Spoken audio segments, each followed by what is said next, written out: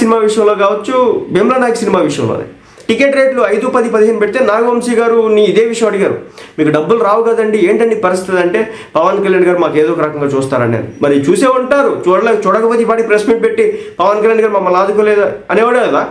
అదేవిధంగా మహేష్ బాబు గారు కూడా, మహేష్ బాబు గారి విషయానికి వస్తే కనుక ఆయన కొన్ని వందల వేల మంది పిల్లలకి హార్ట్ ఆపరేషన్ చేపిస్తున్నాడు.